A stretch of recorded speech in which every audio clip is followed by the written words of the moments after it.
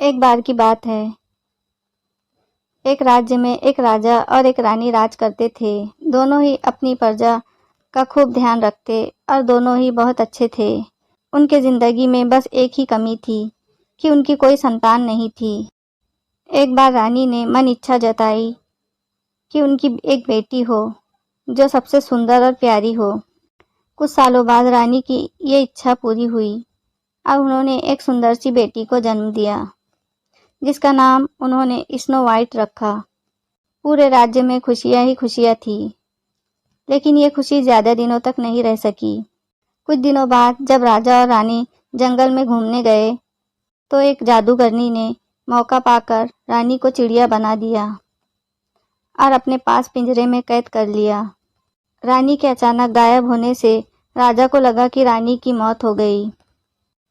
राजा बहुत दुखी हुए और उन्होंने स्नो वाइट की देखभाल और माँ के प्यार के लिए दोबारा शादी की। लेकिन जिससे उन्होंने शादी की वो वही जादूगरनी थी जिसने रानी को चिड़िया बनाकर कैद कर लिया था। उस जादूगरनी ने रूप बदल कर राजा के साथ शादी की थी। उसकी चिड़िया को देख स्नो वाइट बहुत खुश हुई और उसने वो चिड़िया उससे मांग ली। इस बात से अनजान कि वो चिड़िया उसकी माँ है, स्नो वाइट उसे बहुत प्यार से अपने पास रखती। उस जादूगरनी को स्नो वाइट के रूप से बहुत जलन थी। वो चाहती थी कि पूरी दुनिया में सबसे खूबसूरत वही हो। उस जादूगरनी के पास एक जादुई आईना था जिससे वो हर रोज पूछती कि सबसे सुंदर कौन। हर बार आईने का जवाब आता, रानी आप तो सुंदर है ही, लेकिन स्नो वाइट आपसे भी ज्यादा सुंदर है। ये सुनकर उसे बहुत गुस्सा आता। एक दिन उसने फैसला कर लिया कि वो स्नो वाइट को मार डालेंगी। इसके लिए उसने एक मंत्री को बुलाया और उससे कहा, जाओ जाकर स्नो वाइट को मार डालो। मंत्री डर गया और स्नो वाइट को जंगल में ले गया, लेकिन उसे मार न सका। उसने स्नो वाइट को सारी बात बताई और उसे भाग जाने को कहा।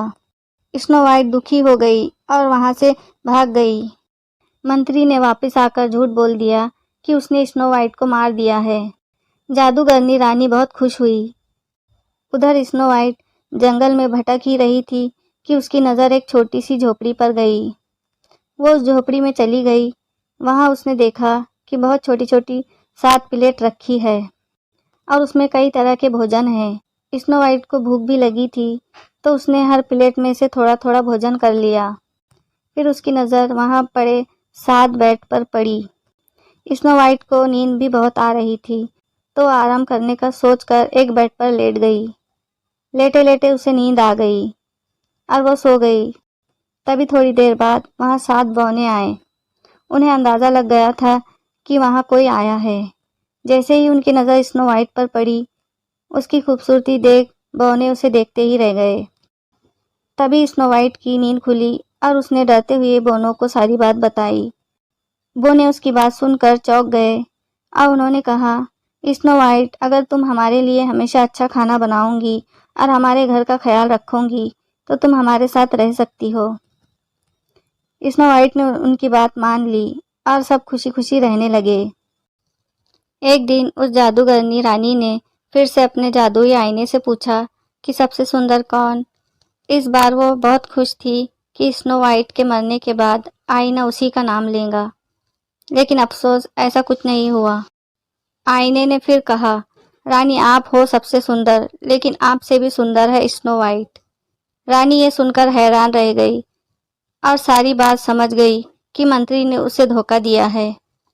फिर आईने ने उसे बताया कि स्नो वाइट बोनो की झोपड़ी में रहती है। यह सुनने के बाद जादूगरनी रानी ने तरकीब निकाली। उसने जादू से जहरीला सेब बनाया और उसे स्नो वाइट को खिलाकर उसे हमेशा के लिए सुलाने का सोचा। वह अपना रूप बदलकर स्नो वाइट के पास पहुंची। उसने स्नो वाइट को सेब खरीदने को कहा और खरीदने से पहले उसे चखने के लिए वो जहरीला सेब दिया। स्नो वाइट उसे बूढ़ी औरत समझकर मना नहीं कर सकी और उसने वो जहरीला सेब चख लिया। सेब चखते ही स्नो वाइट की तबीयत बिगड़ने लगी और उसी बीच वो जादूगरनी अपने असली रूप में आ गई और स्नो वाइट के सामने हंसने लगी। स्नो वाइट अपनी सौतेली माँ को देख हैरान रह गई और गहरी नींद में चली गई। उसके कुछ देर बाद ही वहां बौने आए और स्नो वाइट को वहां पड़ा देख वो दुखी हो गए। उन्हें लगा स्नो वाइट उन्हें हमेशा के लिए छोड़कर चली गई।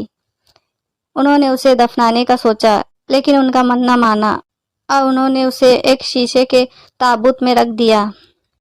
तभी वहां राजा के दोस्त का बेटा, जो कि एक राजकुमार था, वो आया। स्नो वाइट को देख वो चौंक गया और बहुत दुखी हुआ। उसने बौनों से स्नो वाइट के बारे में पूछा और दुखी होकर स्नो वाइट को ताबूत समेत अपने साथ ले जाने के लिए पूछा। सारे बौने दुखी हो गए। उन्होंने ताबूत का शीशा खोला और राजकुमार ने स्नो वाइट पर प्यार जताते हुए उसके हाथ को चूमा। इतने में स्नो वाइट को होश आ गया। स्नो वाइट ने सबको अपने सामने देख सारी बात बताई। सब समझ गए कि जादूगरनी सौतेली माँ की वजह से ही ऐसा हुआ है। वो बौने जादूगर बनकर राजा के दरबार पहुंचे और उन्होंने कहा कि उन्हें पता है कि रानी को खूबसूरत बनने का शौक है। वो उन्हें बहुत खूबसूरत बना सकते हैं, लेकिन उन्हें उनके साथ चलना होगा। रानी और राजा उनके साथ चल पड़े और जैसे ही रानी पर सूरज की किरणें पड़ी, वो अपने जादूगरनी के रूप में आ गई। वहां स्नो वाइट और राजकुमार भी पहुंचे। स्नो वाइट को देख राजा खुश हो गए। उन्होंने राजा को सारी बात बता दी और फिर बौनों ने अपनी शक्ति से जादूगरनी के जादू को खत्म कर दिया।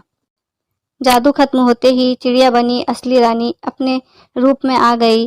राजा और स्नो वाइट रानी को देख बहुत खुश हुए और जादूगरनी को बंदी बनाने का आदेश दे दिया। इसके बाद राजा रानी ने स्नो वाइट और राजकुमार के विवाह का आयोजन किया और बौनों को तोहफे दिए। सभी खुशी खुशी रहने लगे। कहानी से सीख। इस कहानी से ये सीख मिलती है कि बाहरी खूबसूरती से ज्यादा अंदर की खूबसूरती मायने रखती है।